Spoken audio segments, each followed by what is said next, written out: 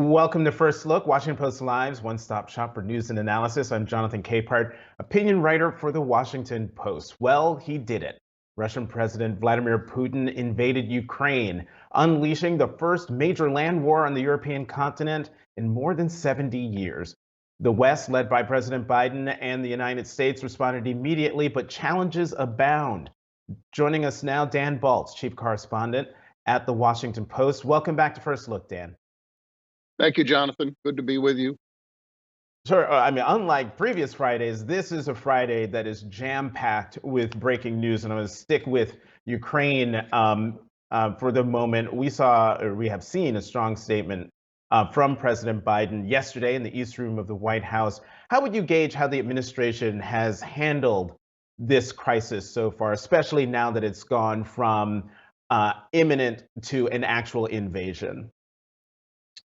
Jonathan, I would say a couple of things. I think, first of all, that the administration and the president have been quite clear that if the Russians were to invade Ukraine, as they have now done, that they would come down with very stiff sanctions on the Russians.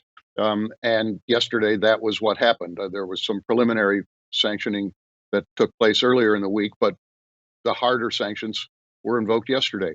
I think the second element of this is that there was suggestion by administration officials, including the president, in the run-up to the invasion, that the threat of sanctions might deter Vladimir Putin from taking the ultimate step.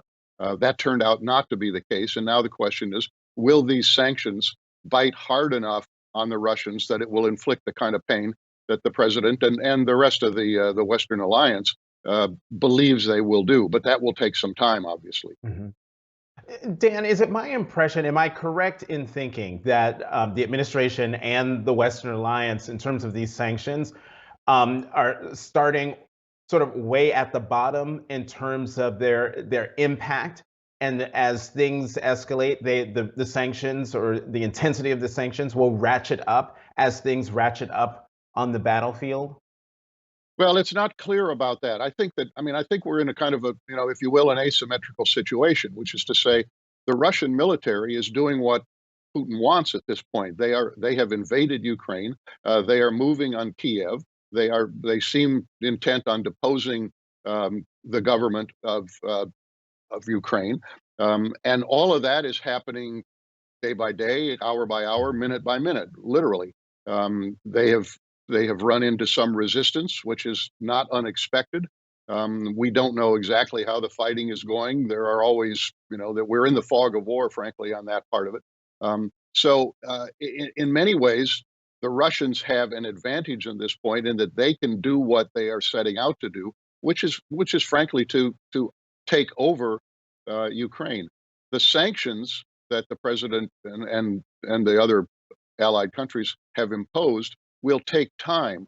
These do not have an instantaneous impact on the Russian economy. This is something that over time could inflict significant damage and tremendously isolate Russia from the rest of the world's economy. But that's not going to happen in the same time frame that the invasion and the military action is happening in Ukraine. Right. And that's something that's very important for people to understand, that in our instantaneous culture that we have now, the actions that are being put in place take time for there to be an impact. Dan, I have to get your thoughts on China. To my mind, it seems as though China has been relatively mute in all of this. And on Morning Joe today, Nebraska Senator Ben Sasse said, and I quote, Xi, meaning Xi Jinping, the president of China, greenlit this invasion, and said that basically that President Xi is using Putin to advance what he wants to do with Taiwan. How closely should we be paying attention to what China is saying and not saying? Well, I think obviously very, very closely. I mean, the trip that Putin made to meet with Xi Jinping before the invasion was obviously significant and an attempt to show an alliance there against NATO and the West. It was striking yesterday, however, when the president was asked about China and whether there are any discussions going on with China, that he declined to answer the question, which would suggest that there is something going on the part of the administration trying to reach out to China and trying to gauge where China might be on this. Obviously, the question of Taiwan is a very important one, and whether Xi Jinping will take from what Putin is doing an indication that he could move in that direction. But the fact that the president was unwilling to say anything about China's role at this point, I think, was striking. And in talking to somebody yesterday about it, their sense also was that something must be going on. But the question is, what exactly might it be? And we really have no insight into that this morning. Dan, Russia is a nuclear power. How much does that play into the response by the administration and the allies?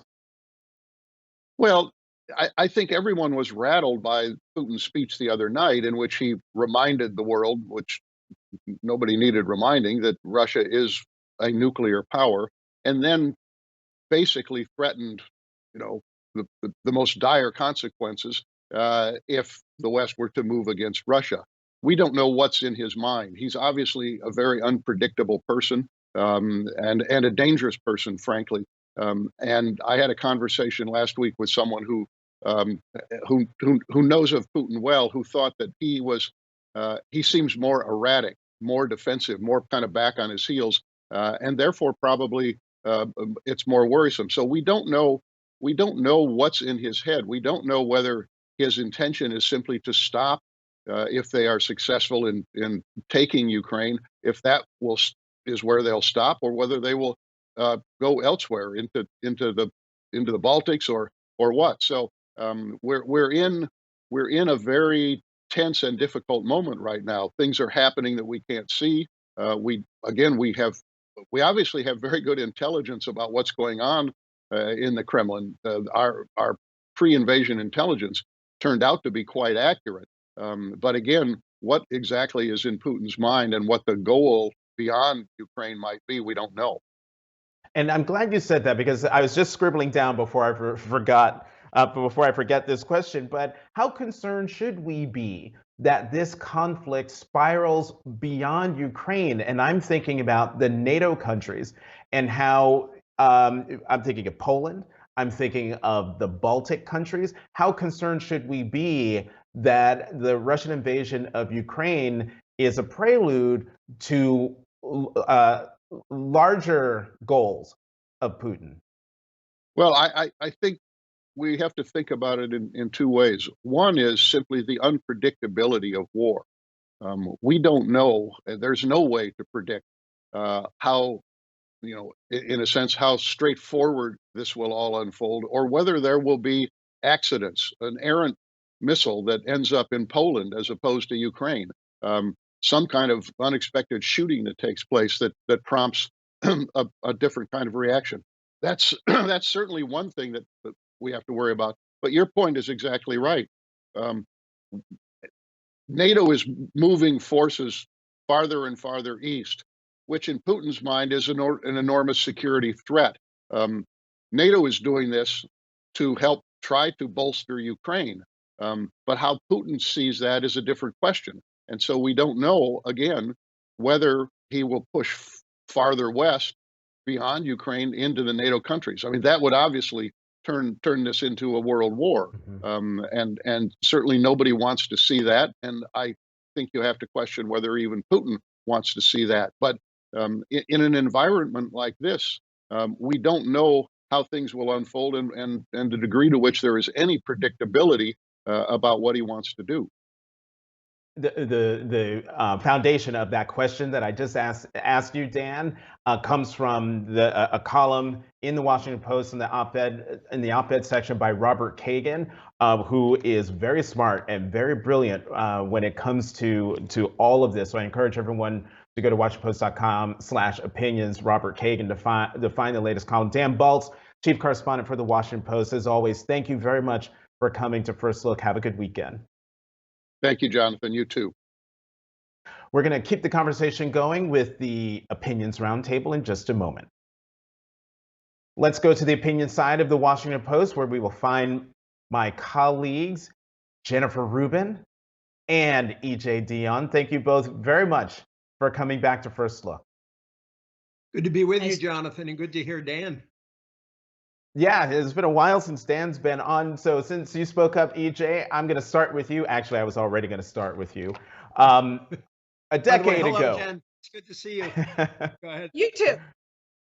A decade ago, EJ, then Republican presidential nominee Mitt Romney said at a debate that Russia was America's biggest geopolitical foe. Lots of people rained down criticism on him for saying that he was out of touch.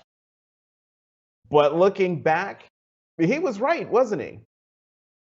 You know, we must communicate through some means that we're not aware of, because it happens that yesterday I was talking to a Republican pollster friend, and I said, I'm going to pander to you for a second. Remember when Mitt Romney said that Russia was the biggest threat, and the whole world came down on him and said, this is old Cold War thinking, it makes no sense at all.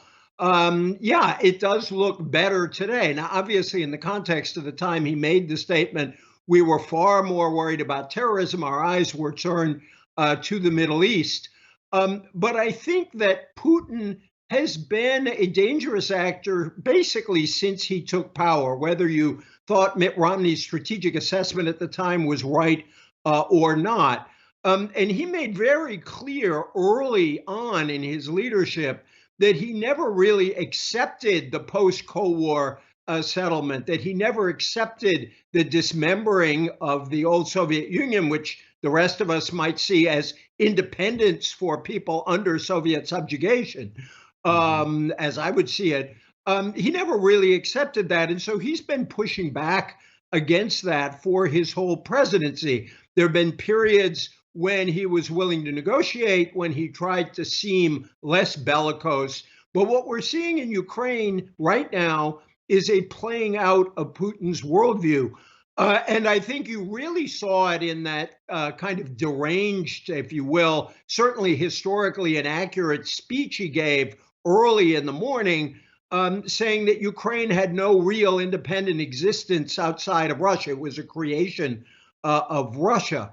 And so he wants to bring Ukraine under Russian control, either directly or by installing a puppet regime in Kyiv. And we're going to find out where that goes and how far he is going to be able to push. I just note in closing, there are reports of the possibility of talks between Putin and the Ukrainian government right now. These are very preliminary reports.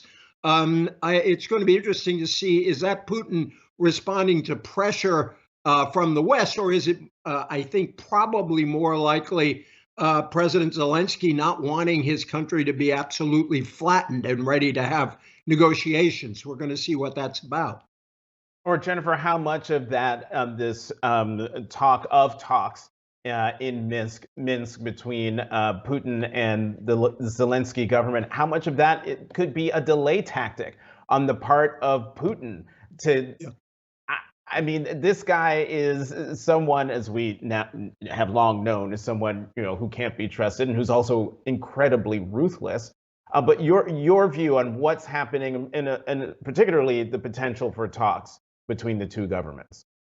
I think this is clearly a gambit by Putin, who will say, yeah, we can have a nice peace agreement as long as you completely surrender. And there have already been some indications that that's what he's up to. He went through a kabuki dance with the West to suggest he might be negotiating. At one point, he falsely claimed he was pulling back troops. That was all a dance. Putin has made up his mind. He made up his mind months ago to do this. He thinks of himself in grandiose historical terms. He is not weighing the cost-benefit analysis of this. To the extent he considered Western action. I am sure he underestimated the degree of resolve. And let's be honest, several administrations, both Democrat and Republican, utterly failed to address him. 2008, they marched into Georgia, and the Bush administration was caught, frankly, entirely off guard, and really Russia paid no consequence. 2014, they went into Crimea, mild sanctions, which frankly, this administration has said were totally insufficient. Of course, Donald Trump was a Putin lapdog and continues to provide propaganda for the Kremlin. We finally have a president who has been able to rally the West, able to put together some very powerful sanctions. And now the question is, will Donald Trump and his pal Putin succeed in upending the Western order and the international order, or by slow pressure, our own kind of a Python maneuver to squeeze Russia? Will Putin be facing really the destruction of his own regime and a crumbling economy, a destabilized population? I have some hope on two counts. One, we saw a magnificent display of bravery in 37 cities, Russians taking to the street at risk of arrest. Some 1,700 were carted away by the police state. And secondly, the enormous bravery of the Ukrainian people. They are going to bleed Russia in this. I see no realistic possibility that they're simply going to throw up their hands and run for the hills. And we have to hope that the West is up to the task of assisting them by applying excruciating pressure and by going after their wealth, which is in large part held in Western capitals and in Western bank accounts. EJ, I have one more question on Russia, but we have to talk about the other big breaking news today, a new Supreme Court justice nominee. But EJ, I'm going back to part of Jennifer's answer there in terms of talking about the Python-like sanctions. Is the gradual escalation of sanctions the right course of action? Why shouldn't the United States and the allies hit Putin and Russia with the economic equivalent of a 2x4 in the face?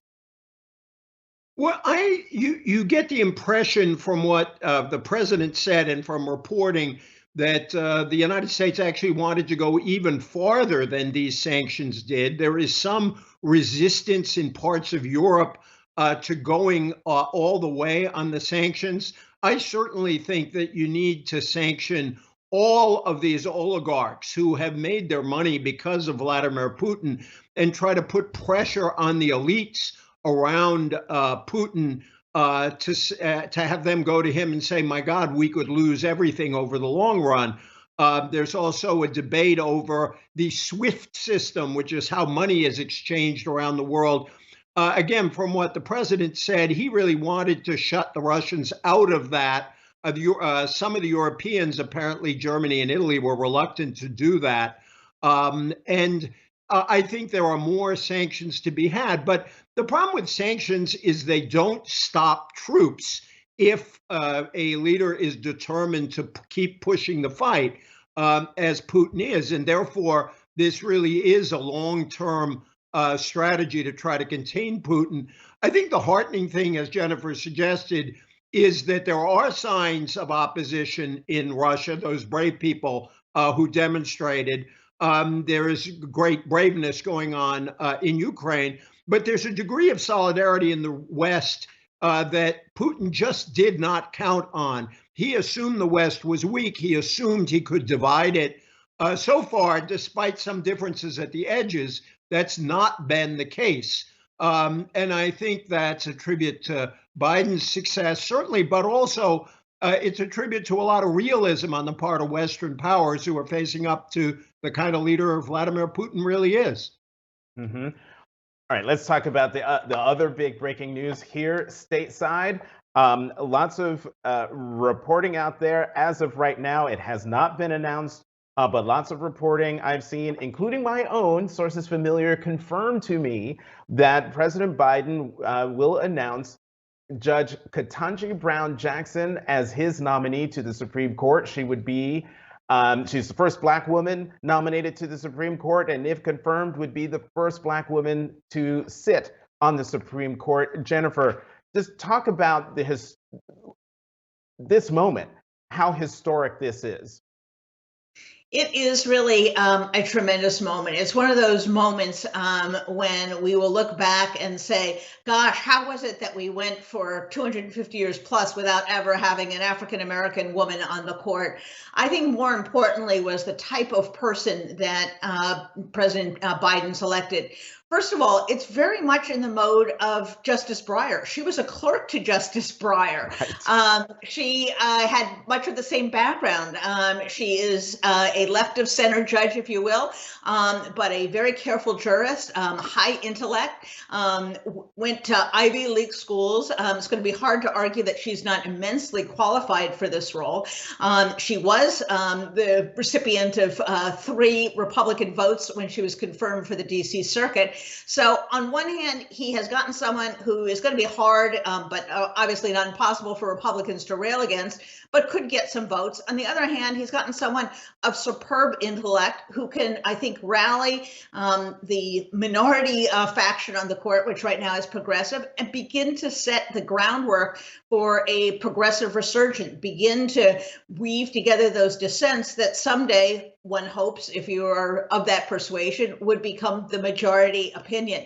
But it is a thrilling moment. It is another step on the ever-ending quest for a more perfect nation, for a more inclusive nation. And the notion that she is less qualified than any white male on that court right now is preposterous. Her experience, her intellect stack up very favorably historically against all of these justices. So I frankly look forward to the hearings. I usually dread them, but I look forward to her speaking and educating the public and showing the United States just what a fine justice she will be.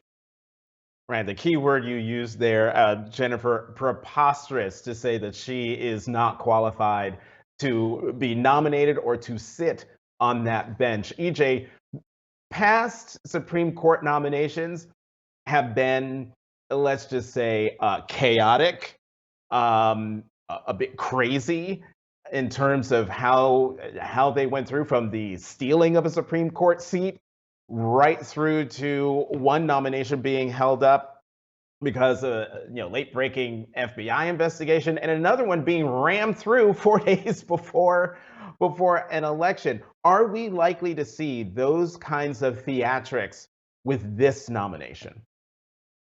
Well, I'm sure there are going to be some in the Republican Party who are going to put up an enormous resistance. Let's just underscore something that Jennifer said.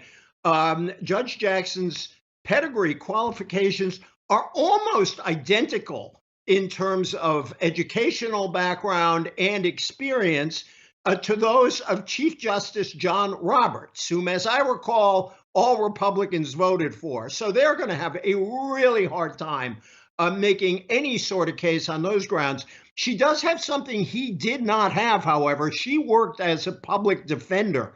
And among the ways we talk about diversity of experience on the court, obviously it's enormously important historically that finally there will be a Black woman on the court, but also to have someone who saw the law from the side of a public defender is extremely important.